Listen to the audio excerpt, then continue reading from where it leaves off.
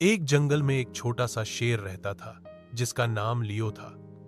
लियो बहुत शक्तिशाली तो था, मगर थोड़ा सा स्वार्थी भी था।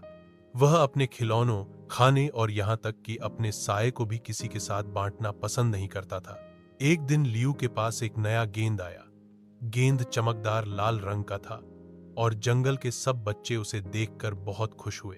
क्या हम तुम्हारे साथ खेल सकते हैं? जराफा, बंदर और हाथी ने पूछा।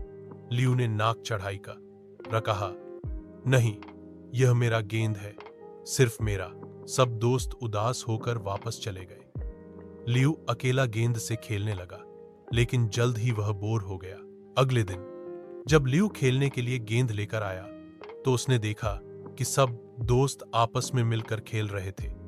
जराफा रस्सी कूद रहा था, बंदर पेड़ों पर झूल रहा था और हाथी सबको पानी से नहला रहा था। सबके चेहरों पर खुशी थी। लियो ने धीरे से कहा, क्या मैं भी खेल सकता हूं? जराफा मुस्कुराया, बिल्कुल, लेकिन क्या तुम भी हमें अपने गेंद से खेलने दोगे? लियो ने कुछ देर सोचा, फिर बोला, हाँ, आइए, सब मिलकर खेलते हैं। सब दोस्त खुश हो गए और उस दिन लियो ने पहली बार सीखा कि खुशी बांटने से बढ़ती है। उसके बाद लियो हमेशा अपना खाना, खिलौने और खुशियां दूसरों के साथ बांटने लगा।